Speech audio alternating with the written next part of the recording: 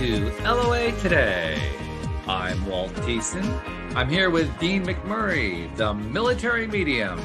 This is your daily dose of happy. We are so happy you decided to join us today.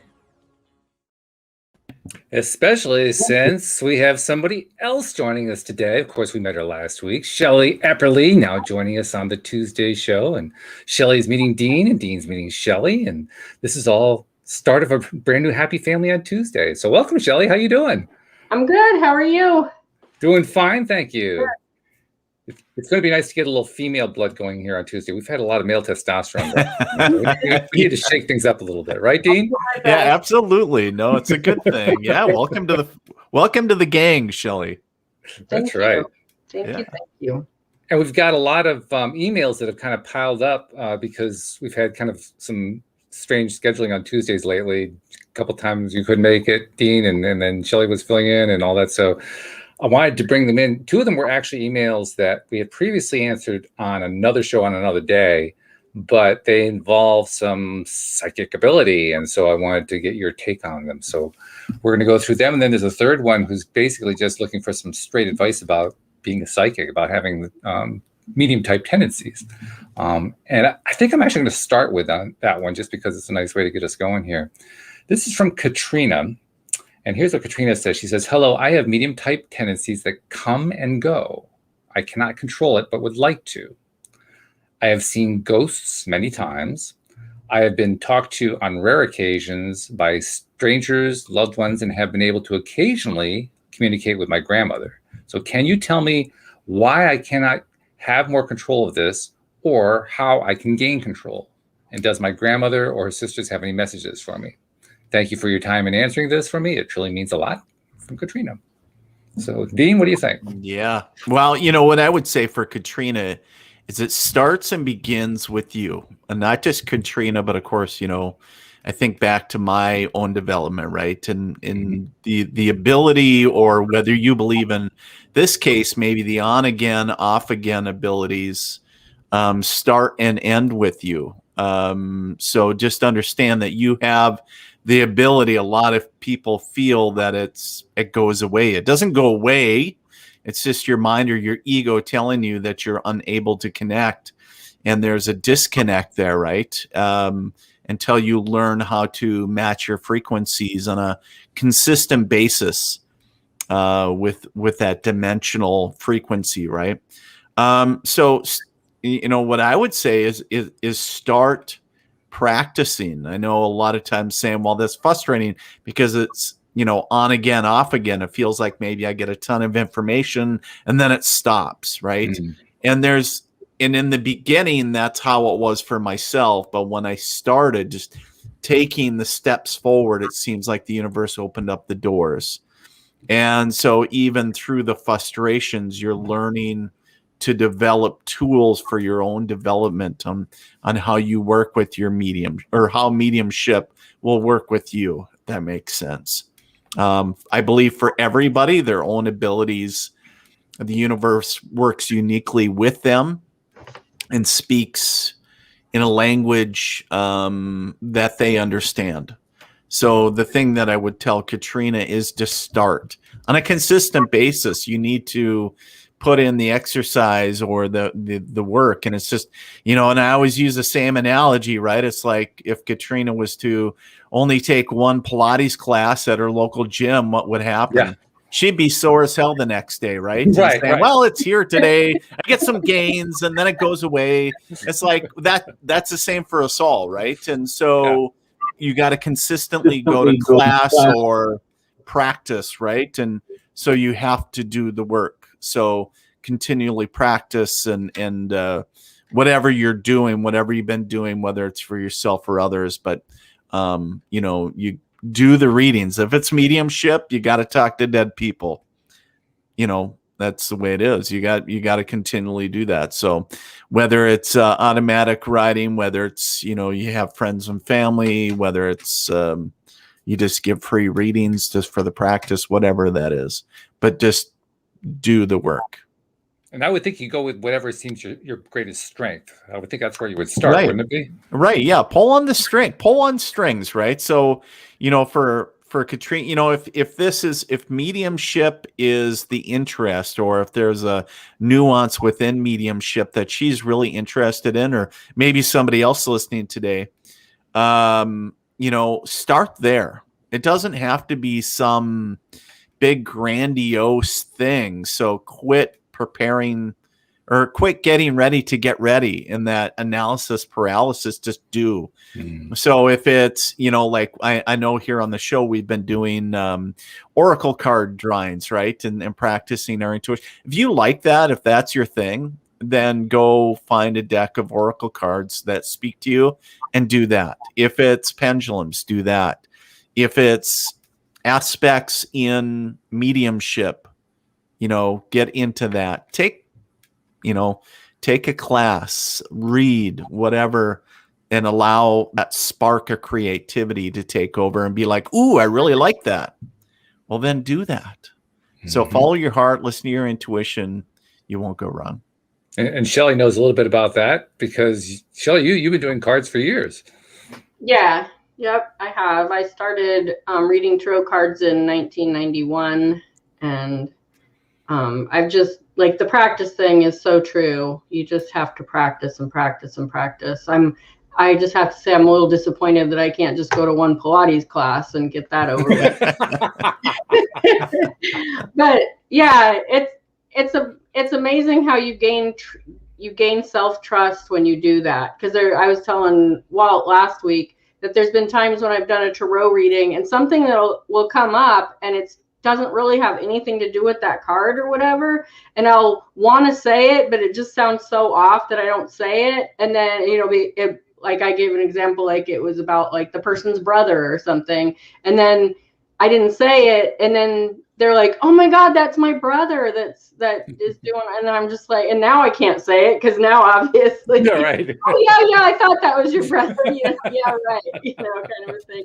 But I've really gotten good at just, if it comes up, I say it, whether it's going to make any sense or not, and it 95% of the time it makes sense, and the other 5% it either doesn't, or it comes back around. Like in the next reading, they're like, oh, remember what you said about my brother? I didn't know it at the time, but that actually was what was going on, you know, kind of a thing. So it just builds trust in your intuition, and you just have to work it.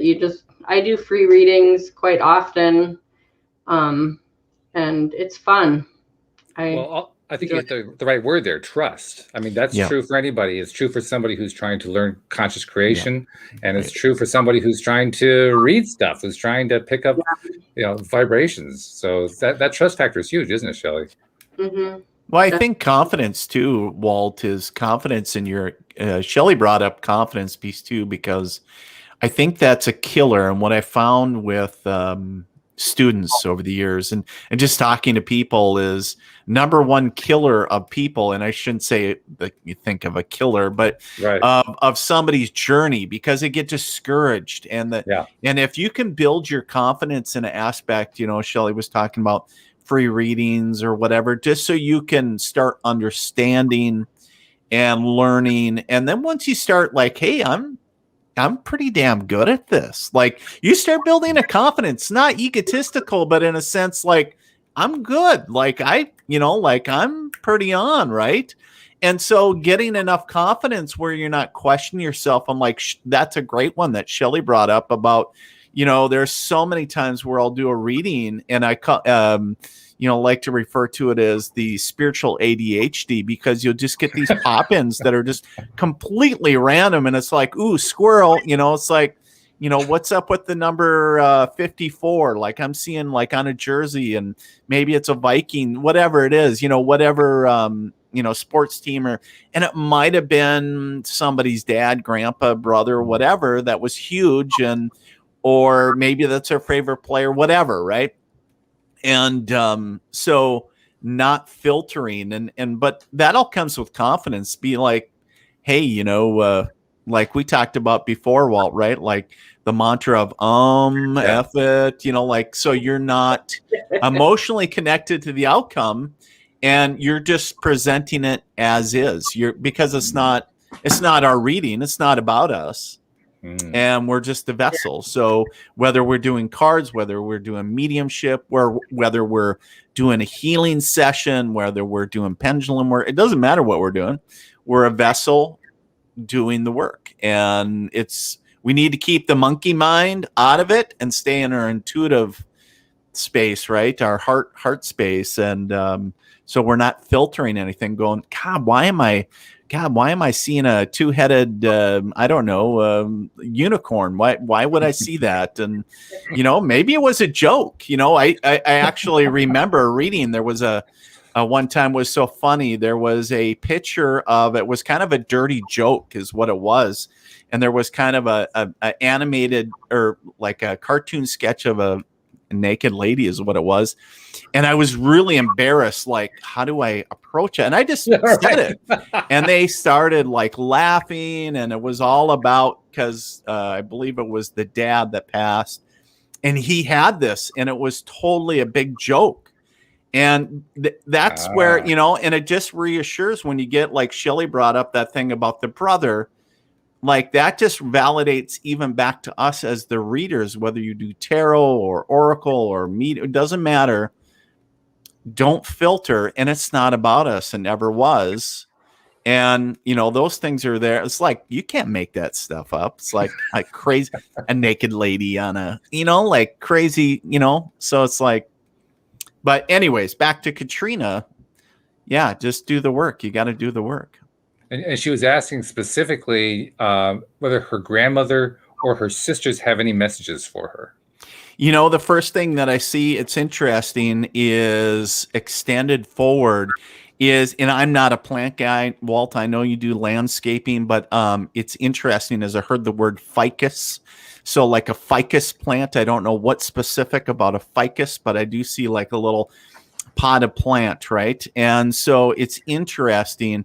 It's very vital for her to, and it feels more symbolic, right? So when we talk about this ficus, whatever, is, it's like, okay, great, but I feel there's something more symbolic, and maybe look into what a ficus is or does. Sometimes there's something symbolic. The universe and spirit will also give you that. But, it's more about getting it in the ground and allowing it to grow. And I would also trust that so too is part of your development. Like you just need to get it planted. You need to start that shit.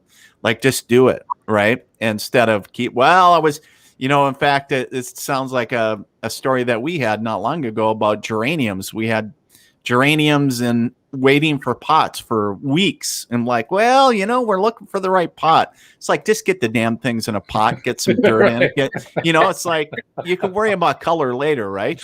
And the damn thing's going to die, or the initial, energy is going to go away. So, just get on it, get her done type deal. But something interesting about ficus, but I feel lots of love, lots of great, supportive energy. It's interesting though, is there is something about time is of the essence as well. So I don't know if something in her personal life, but I kind of feel like a timeline or kind of a boxy configuration, so to speak, as far as giving limits. But that's what I was getting around it anyways. That's good. Shelly, was there anything that you wanted to add into that? No. Okay. Getting anything. All right. Then we're going to move on. Speaking of F it, which of course is Dean's favorite mantra, we have that included in the next email, which is from Deirdre, who's actually a longtime listener. She says, hope all is well there with you and yours. Still enjoying your podcast every day and love your new co-presenters. I was listening to Dean today and would love a psychic reading from him. Anything he thinks is relevant to my world at the moment. Now, I know that is general, but F it. Deirdre does have a sense of humor. I'm glad Deirdre's listening. I love it. All right. The biggest thing that I would say is obviously we're here. We are really on the precipice of a solar eclipse. We're doing the Mercury retrograde, right? We're doing all these astrological and different things. And here's the thing that I get is, yeah, it's interesting when it comes to Deidre. Is it's twofold. Is number one is this. I was really felt guided to bring up the aspect about the solar eclipse and the Mercury retrograde. Is that's all fine and dandy, but don't put all your eggs into one basket, so to aspect, and don't use those as the excuse for everything. Well, it was Mercury retrograde. I can't do that because we're almost to the solar eclipse, and I can't do it. Bullshit. Just, we keep those things in mind, but we go forward, we march forward, right? We can't live our lives in a vacuum either. We can be aware about these things, and understand of how people, places, and things are making you feel, Deidre, is obviously more people are affected because of other astrological and other, things going on. But it's interesting because I really feel guided to talk about those things. And I don't know if there's been a little bit of worry or be like, oh my God, there's so much going on. And yeah, there is. There always is. There's stuff going on all the time. But we're not using those as the excuse or as well, I'm going to wait until this is done or whatever the case is. I don't, nobody knocks on the door today. Today is Mercury, we don't live our lives in a vacuum. No, so life goes on regardless of what's going on. Right. You can be aware of it. You can be aware of it and be cognizant of these things. It's just like it'd be anything. For example, one time somebody said to me, talking about, I think it was terrorist attack or something, and saying, aren't you always worried about doing XYZ because of terrorist threat or something? Saying no, because if I always lived in fear, then I would never live. Right. And I can be cognizant. I can be aware of different things and being smart about how I go about XYZ, but I'm not going to live my life in fear. I'm not going to be stupid either. But the thing that I would share is that the same thing goes if you're empathic, if you're very affected by astrological and other anomalies going on, be aware of those things. How do people, places, and things make you feel? How does that affect you? And if you haven't been aware, maybe you need to start being aware.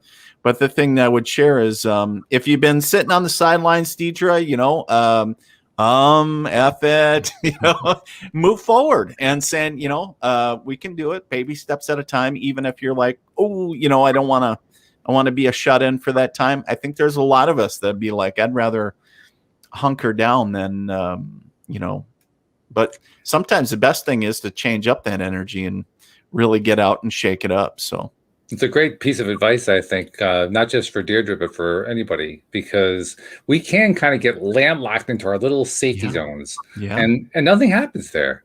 I mean, life gets pretty darn boring in those comfort zones, as they're called, which are actually pretty uncomfortable most of the time. A great example is quarantine, right? What happened when everybody was shut down? It's like, close the doors and the shutters. Everybody, don't come over. I had so many people saying how horrible it all was, and I'm like, man, it has just been an absolute blessing in our lives. Like seriously, I got my dream car in the middle of it. My son, who was struggling with school, got to graduate without going to school. He didn't have to walk across the stage, which I'm sure would have been a big anxiety thing for him. It's just, I don't know. My husband worked through it. I worked through it. We haven't been sick. I haven't been sick in over a year because I've been taking really good care of myself through all of this. And yeah, it's just, I don't know. You can use anything. I think I just posted this thing on Facebook and it said, you can find anybody to, back up what you think and believe. Like you can find an expert to back that up. So I would rather find experts with positivity and love and abundance to back things up than back things up with, how horrible it is and how limiting it is and how much lack there is in the world. It's like, I've been watching The Crown, which is the series about the royal family, which is nothing I would have ever been interested in, but it's really awesome. And I'm totally hooked now. But it's just like the issues that they dealt with back in the 50s. I know that it wasn't that long ago, but just like back in the 50s and 60s, you know, with just like dealing with people and the politics and working with other countries and other, you know, just all of the stuff that went on, you know, and it's like, and everybody says, oh, it's different now. And no, it really isn't. It really isn't. There's still all that, you know, there was still all that stuff going on back then. And there's really all this stuff going on now. And everything is just constantly going to be changing. And we can't have change without some chaos. And, you know, you just have to, I always say it's all about the experiences, you know? Right. That's a very good point. I like that a lot. Yeah. All right. So got one more to go to here. This is actually in reference to, it's from somebody that we're calling Abby. That's not her real name, but we're calling her Abby because she is an Aboriginal woman from Australia. And she originally contacted us. Her first letter came, I think, in March. And Louis D'Souza, who does the Money Show, and I did the show talking about her letter for almost all the whole show, actually. It was a very extensive letter. Talked about her background. She'd been through some really rough stuff. Her family had been through some rough stuff. Her parents, or I think it was her parents, were part of what they call the stolen generation, which is it's the generation of Aboriginals who were basically taken out of their homes by the state in an effort to save them. The state theory at the time was that if they didn't do that, these kids would all die off. Of course, what it really did is mess up their lives like crazy. Right. You know, so there was like all this stuff that she's gone through, and yet she reported that after listening to LOA Today for a couple of months, she'd overcome all this stuff in a huge way. I mean, she'd overcome. She was making an effort to overcome violence and alcoholism in her family. She was pursuing a new educational degree. She was doing a whole lot of stuff. Right. In fact, some of the things that she wrote, she said, your show has changed my life. I'm still in debt. I'm still helping my family get through life. And there are a lot of obstacles that I still haven't conquered. But you know what? I'm okay. For the first time in my life, I feel an inner peace and happiness within me. I have let go of all the pain, accepted the past, and I want to enjoy the rest of my years here on Earth. And I now look at the positives more than the negatives. And today is the day I start my diploma in social services. So that's what she wrote to us a couple months ago. Then she wrote again a few weeks back, and I read it. I read her email on that show a couple of weeks ago, but I also wanted to read it here because I figured there might be something here that Dean and now Shelly, you could contribute to help her out. She says, Walt read my story on the LOA Today show a while ago. I've been practicing my self-love and trying to manage my life with a little more happiness than stress. There's still a lot going on in my family, and I just found out I am pregnant with my first child early in the pregnancy. I had a dream that my late mother came to me with a baby before I found out. Now, although I try to be as positive as I can be that everything will work out, I sometimes find myself stressing about whether I'm doing the right thing. So, will everything be okay in terms of having my child and managing life in my family? So that's why I wanted to bring it up to you, Dean, because you're pretty good at measuring this stuff psychically speaking, and now that we got Shelly with her tarot, I mean, we can draw her into it too. But what do you think, Dean? Well, first off, I just want to say kudos to her for putting in the work and having the tenacity to want to change, right? Because change starts from within, right? And regardless of what's going on outside. And the other thing that I would share is energetically, psychically speaking, when it comes to the pregnancy, you know, I feel it feels good. I mean, overall, when I feel about the health and the baby and everything else, but again, probably the tremors, maybe what I call them. Would probably be what I'm picking up is a residual anxiety of her, right? So Abby. So number one I would share is that, you know, it would be really good if Abby, not only for her, but her baby as well, can find a way to transmute the energy of the anxieties that she's feeling. Because number one, obviously that's way in the future. She's worried about what's going to happen or what could happen. It's like, you know, let's focus on the health of the baby. Let's focus on, getting that baby born, right? Right. Now, the other thing that comes up as well is generational trauma. We understand that obviously through Abby's admission earlier that she had a lot of traumas from her past, right? And regardless of whether she has made a conscious decision to move forward, and energetically, that is tremendous, right? In aspects of growth and energy shifting. But not only that, the body has a cellular memory. So any traumas that you had back when you were 2, when you're 1, a lot of time we don't even remember things. It gets repressed or regressed right into the body, right? And so sometimes when you're 40, all of a sudden, I don't know, maybe you can't eat chicken noodle soup because maybe you were beat with a chicken noodle. I don't know, something weird, right? So, something gets triggered is what I'm trying to say in a Deanism type way. Is something triggers something else, and it brings out a memory that you don't even remember. Like, oh my God, I didn't get a pony when I was 6. So maybe obviously Abby has experienced things that none of us can even fathom just because of her unique situation, right? And understand that we can pass down our traumas from generation to generation. And it is up to us as the owners of that, or being conscious creators, to say enough is enough. And not only has she, number one, made the conscious decision to make a change, not only for herself, but more importantly, her family, but then it goes a step further. And if they choose to do the internal emotional and energetic work of removing and clearing the energetic or the generational traumas that we sometimes inadvertently pass down, right? And sure. And this is kind of a scientific science is starting to catch up with this, proving that from generations back, that might supersede the parent. So things that maybe my mom and dad or my grandparents experienced might be passed down to now my kids, or whatever the case is. You get what I'm saying. And I'm realizing too that when I was describing what she had told us about earlier, it wasn't her parents; it was her grandparents who were among the stolen generations. So there's another example of how it becomes very multi-generational. It just keeps going and going and going. Right. And going. So being again, and in this kind of caveats on to the aspect of what I shared earlier. Be aware of what people, places, and things are bringing up, making you feel.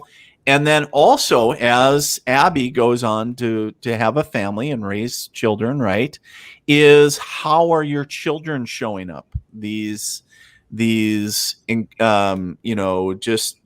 incredible beings of just immense intuitive awareness, and being aware and looking to them as really the measuring mark, right? And like, ooh, how are they reacting? How are they showing up? What's making them react other than they're throwing a fit because I wouldn't let them put a peanut butter and jelly sandwich in the VCR. I don't know, something silly, right?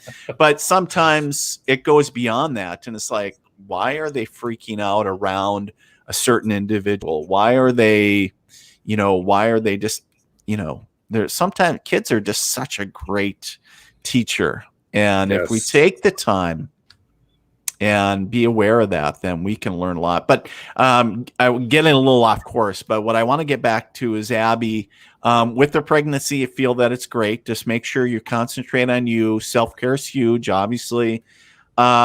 But then focusing on the generational trauma, and the more you can clear up now before your baby is born, then it's a great thing. So that way, then you have less to do when they're a teenager and really rolling their eyes. You're dealing with the isms anyways of life, and then you add on top of that the traumas that they may experience or that you did. That's just a lot of weight for a child to bear. Not saying that it's, but I'm just saying if we're able to get offload it and get rid of it, and then kind of so they come in with a clean slate, so to speak, all the better. So. All right, good stuff. Yeah. Shelly, did you want to add anything to that? Well, I pulled a couple cards. So the first card is the 5 of Cups, and that card is just all about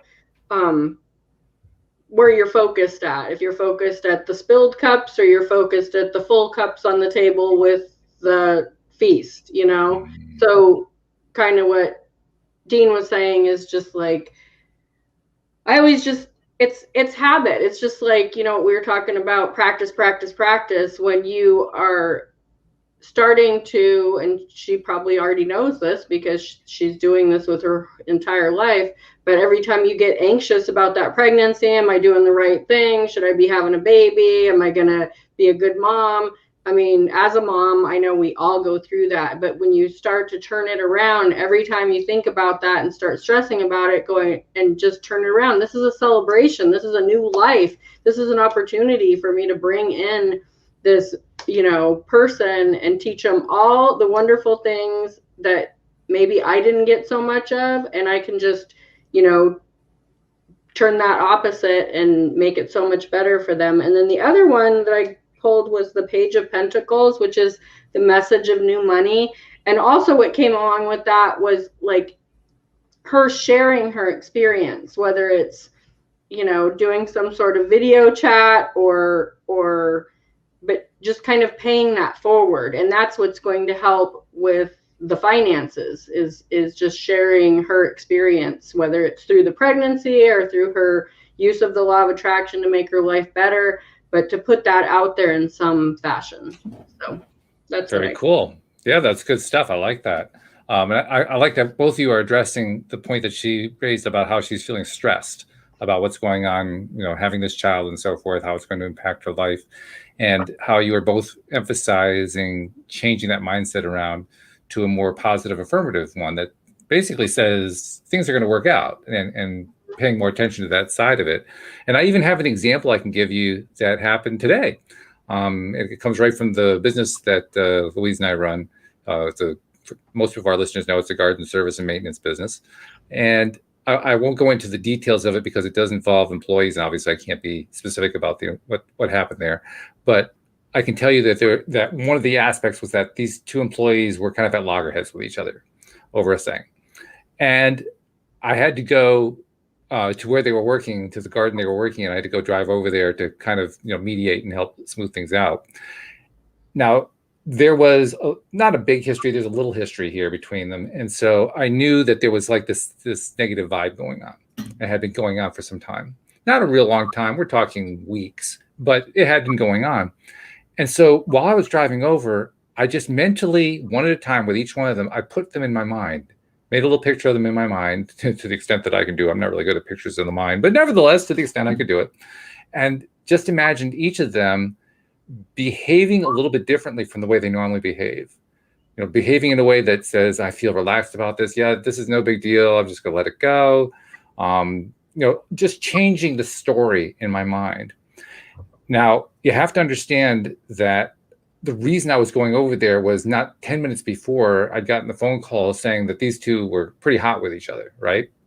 So 20 minutes later, they had cooled maybe 5 degrees, not a whole lot. It was still pretty hot. But I was making this little intention in my mind. I was changing my thought process about them.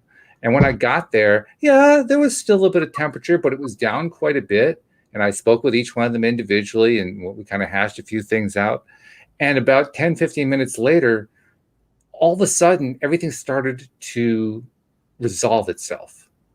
One of the focuses of the conflict disappeared, like almost magically. Not that either one of them did anything; it just kind of went away. They, at my specific request, they ended up trying to be a little bit more friendly with each other, a little bit more understanding, and so forth. And not only did they accomplish that to a sufficient degree that they could actually be working on the same property, but one of them finished up earlier than expected and was able to go do another job that we didn't think we were going to get to today, and we thought we were going to fall further behind. Well, he got it done. So it all worked out, and it started with me changing my mindset about them before I even got there. So that falls in line perfectly with what you guys were talking about. It starts with you. That you don't need to do stressing. Stressing is actually going to work against you, but you can influence your own life, your baby's life, your generational lives. You can influence all of it just by changing the way you're focusing, imagining, creating new scenes in your mind that you wouldn't normally have created in the past. Although in her case, I think she did, because she's already made some good changes in the past. Still. Yeah. So, all right. Well, Abby, hopefully that's been helpful to you. I think some of this was actually parallel to what was brought up the last time that we discussed our stuff. So there's a nice consistency going on here. So good stuff, guys. All right. So we got emails going to kind of get the conversation going. I'm not sure where you want to go. I don't really have a plan for today or anything like that. But I kind of wanted to tie together what Shelly and I did last week, and Dean, what you and I have been doing the last few weeks. Shelly and I basically did what you and I have been doing, Dean. We just flashed some cards and tried to pick up messages and images and so forth. And I figured we could kind of go back to that. I also wanted to ask both of you something, which is, now, Shelly, you've been dealing with tarot cards since the early 1990s. And Dean, you kind of were kind of developing your mediumship skills toward the end of your military career, so not quite that long. But right. I kind of imagine that this is kind of bubbling in the background for some time. I'm not sure why I think that, but that it was just sort of it was there, and maybe you weren't dealing with it or whatever. But on some mental level, I get the impression that somewhere in the back of your mind, you were dealing with and wrestling with this stuff long before you consciously came to decide this was going to be something you'd pursue, especially as your military career was coming to an end.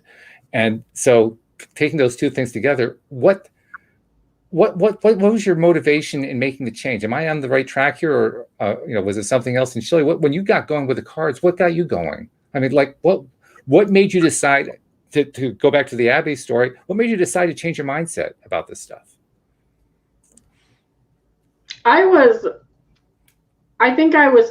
always believed in just the influence of the other side and everybody being connected. And I actually got into tarot just because I was living with my aunt at the time. I was like 20 and I was looking for a job and I hadn't found a job, and she just handed me these tarot cards and a book that went with it. And so I just spent my extra time doing that, and then just started reading her and my cousin and her friends, and where I'd pick a card and then I'd grab the book and read it, and just like learning the images and stuff. But I was raised pretty liberal and free thinking, so it wasn't anything that I was ever afraid of. The whole mediumship thing, I've dabbled in that a little bit, and I don't know if you want to say failed, but I've had people say, hey, could you,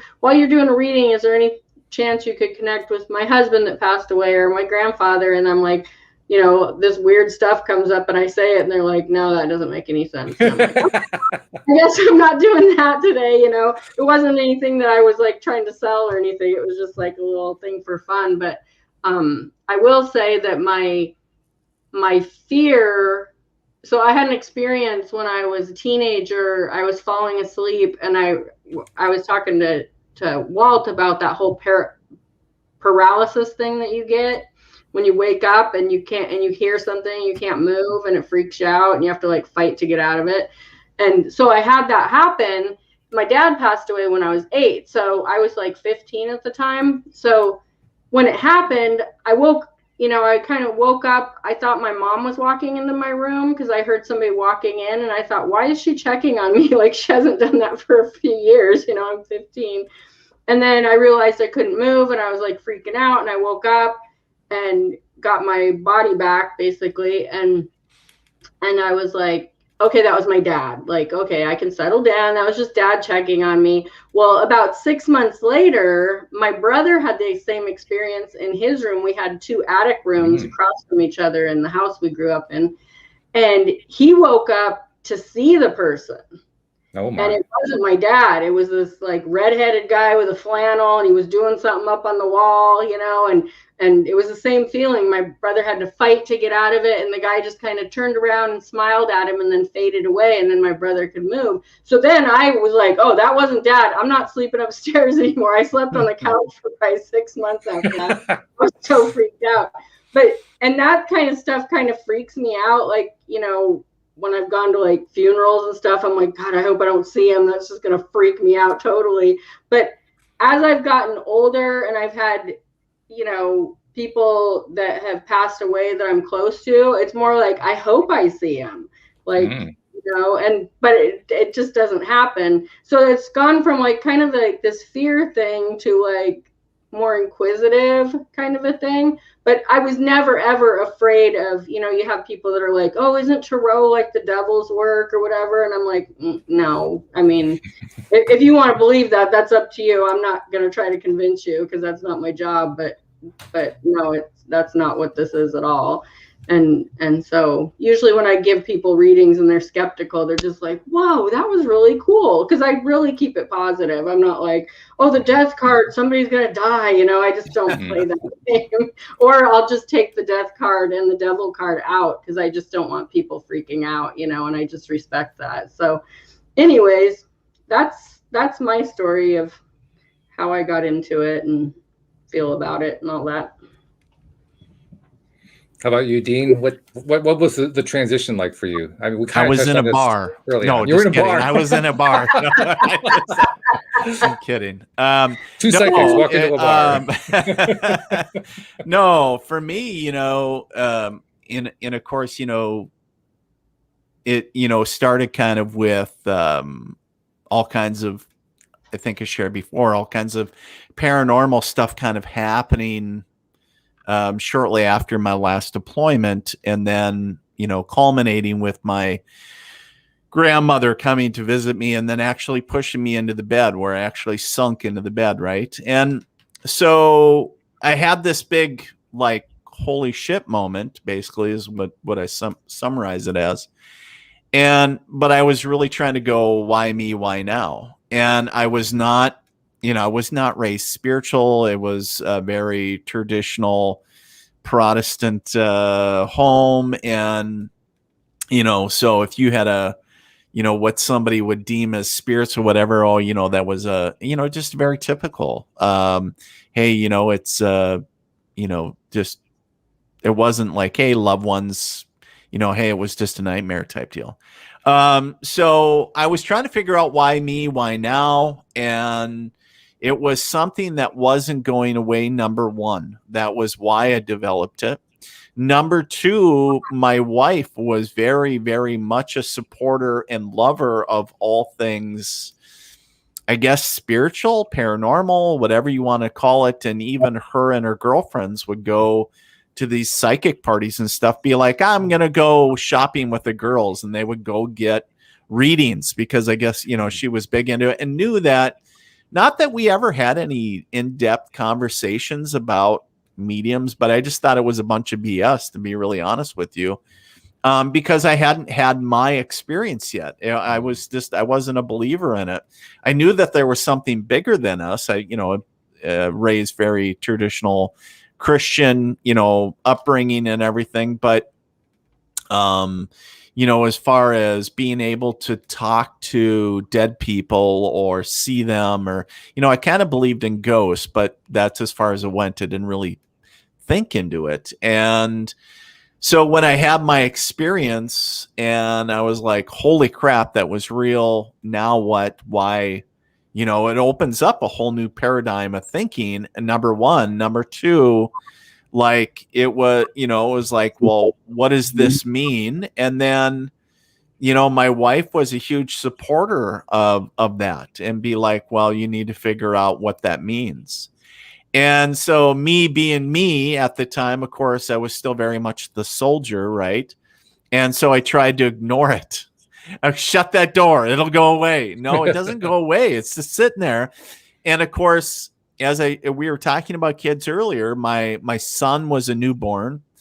My daughter was around 4 or 5. now here she is, almost getting ready to turn, 15. And so, looking back on it, they started bugging them. And that's when my wife really looked at me and said, figure this shit out.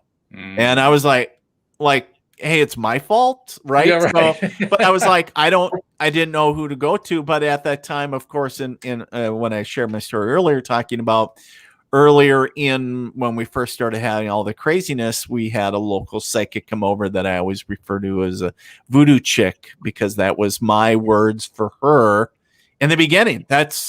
And I used those jokingly, but not jokingly. Mm-hmm. It was because I was the atypical guy. I wasn't the asshole. I don't want to say atypical as an asshole guy, but saying, I was a non-believer. I wasn't cynical. I was very skeptical. But what do most people do that don't believe in something? They poke fun at it. Mm-hmm. And that was me. I got to make it, to make it palatable to me. I got to poke fun at it. I got to make it funny. And so, and that's what I did. Oh, all you, we say to my wife, you and your voodoo chick friends. And because she disclosed to me when I was overseas that she had the home doused, and that's where I first came up with the word voodoo chicks. Okay. And so it was a big joke. That's until I had my real, it's not a joke, Dean. This is real stuff. It's not parlor tricks and, a bunch of smoke and mirrors. It's real. And when I had that, I was like, holy crap. It was the come to Jesus moment, almost quite literally. And, like Shelly talking about, when you have those moments of, connecting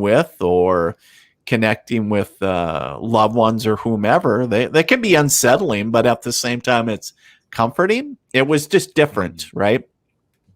And for me, Walt, you talked about being aware of it.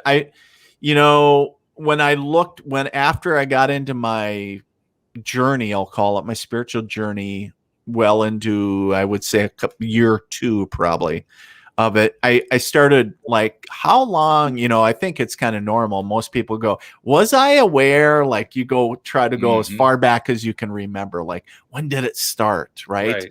And, and I was like, yeah, maybe sometimes here and there when you're a kid, and then so I tried to bring it up, and I was reading through a journal that I kept in Afghanistan. And it was so crazy to me because there were things that I was already writing that I knew was about to happen, that I was writing that I feel that this, a rocket attack's imminent, or, different things, different. And I was talking about intuition. I was quite literally writing premonitions, even though they were coming across as feelings. And I didn't know, I just thought, hey, I'm a seasoned soldier. You take of what's going on. And so as I went forward, it was just, but when I went back and read the journal, I was laughing. I was quite literally laughing. And so, yeah. So are there times, I guess, throughout my life that it was popping up? Absolutely it was. And that's why I'm a big believer that every one of us, whether you believe that you're psychic or intuitive or not, we all are. I believe that it's kind of a God-given ability where, we're from the spark of creation, it's part of us. It's part of our existence. And it's hardwired. It's kind of like the smoke detectors that are hardwired in, right? You can't get rid of it. It's there. It's whether you want to listen to it or not, that's your choice. But it's like, and sometimes those damn things are going to go off. It's just, they're annoying. That's, when it happened to me, I was like, God, this thing won't shut up. It's just going on and on. Dean, you got a message. Dean, you got a message. Dean, it's like, really? Would you, like the old answer machines, would you shut up? It sounds like a sitcom, but I was like, oh my God, what's going, and then you figure that out, how to, what's the next step?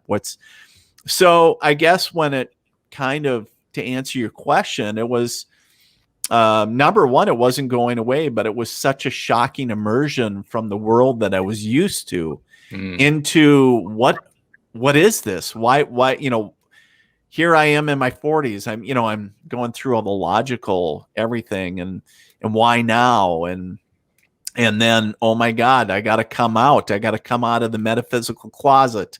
Oh my God, my parents, my wife and I knew that my kids love me, and I knew that, my parents did too. But, are people going to accept me? That's, just a journey. It's part of the journey. Everybody's unique. Everybody's different. There's a lot of similar stories out there, but they're all cool to listen to because I'm like, wow, that's so fascinating because people are like, oh my God, feel like they jumped out of a little swimming pool into the ocean and some end of their reality. And then they come to find out that, bottom was 2 feet below their feet, their toes. And it's like, dude, you can touch, you're good. It's like, oh shit, they find they figure out how to swim. So it's really cool to listen to everybody's story. That's what I love hearing about people's spiritual journeys, and they're so different. So I think there's also something to be said for the fact that when we go through the first few times we go through stuff, it's shocking. Yeah, it's like, and it's usually a little bit scary. You get enough stuff happening, and then it starts to feel more normal. I mean, maybe normal is not the right word, but it feels less uncomfortable. Yeah, exactly. Like it doesn't shock us anymore. Do you think that there's a common denominator with people that are mediums? Because I think that we all have that little bit of, like you're heading to the store and you're like, I think I'm going to go this way today. And then you find out, later that there was an accident or there was, something happening that other way. I think we all have that just because of our interconnection. But what do you think that there's like a switch that's flipped or a common denominator with people that go beyond that and start pulling in things for other people? Well, I think it's, and I've used this analogy before on the show is I think it's the aspect of like playing baseball, right? And what I mean by that is every one of us has played baseball at some level, whether once in your life or 100 times or 1,000. But it's up to you after that very first time whether you want to go on and play baseball. So same aspects, you have the ability to be a medium, and whether you've connected before at some level or not, you have the ability to do so. And if you've done it once, have you gone on? It's really where you want to plug into it at. Do you want to go on and play like baseball? Do you want to go on and play in high school? Do you want to go on and play at the collegiate or, professional level? Where do you want to take baseball? Same with mediumship. Have you done one reading one time for a friend and it freaked you out, or maybe yourself and it freaked you out that you just left it? Or maybe you weren't confident enough and you're like, nah, I didn't get any, like, oh yeah, I can totally validate that. And then you left it. Wherever somebody is with that, that's okay. But understand that mediumship is like anything else. Just like baseball, you got to continually work. And professionals, even in baseball, spend hundreds of thousands of hours honing their craft. And they're always out there practicing. So continually, so sometimes do I, but I also am a big firm believer that some gifts are closer to the surface and easier for some to pick up. For me, somehow I just stumbled into mediumship. It just came up, right? Shelly, for you, I don't know if it was very natural when you picked up tarot, but, or maybe some that did healing or some other gift. And that's usually, one of the reasons, there's a lot of others, but, it just comes we usually go with what's very easy as a race, as a species, like saying, I'm really good at this. And it's like, maybe not the other so much, or it doesn't really hold my attention. But if you find out that you're really good at tarot, right? It's like your confidence gets built up, and it's like, boy, it's like it's a part of me. Like I've done this before, but I don't remember doing it before. And maybe Right. it's But it sounds like you were kind of more chosen. Like it was going to happen whether you liked it or not. yeah, well, pretty much that's what it felt like. It's I'm like, just Dean, curious. get your shit together. It's like So I had this experience where I was reading a book on basically honing your psychic ability. I don't remember what it's called. It's just a little paperback. And a lot of it was just so law of attraction based. I was just enjoying reading it. And then I was going to bed and I was by myself in bed, and I was just starting to like doze off while one of those things where you hit yourself in the face with your phone or whatever. and I was just kind of in that kind of in between stage, and I distinctly felt 3 energies come in to the room and line up behind me. And I just remember going, what do you guys need? Like, I think I even said it out loud. Like, what do you guys need? And I've never had an experience like that. And then it just kind of faded away. And I'm just curious what your analogy right. is. Well, I would say you shouldn't take Ambien right before going to bed. It'll make you. No, I'm just messing. I'm messing with you. I like to joke. Sorry. No, yeah, that really common actually is that space you talk about, the space right in between, right?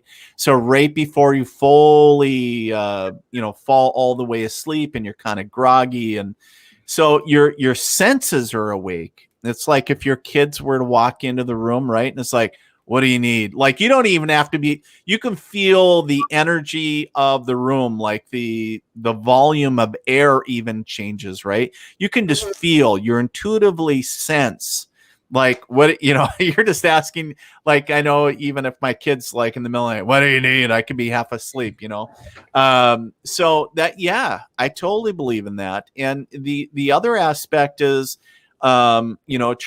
spirits do that all the time. So when our conscious mind, or as I like to say it, the monkey mind, because it's so busy and it's, got its fingers into everything. Like, I gotta, get the kids to school, and I gotta wash the windows, and da da da da da da.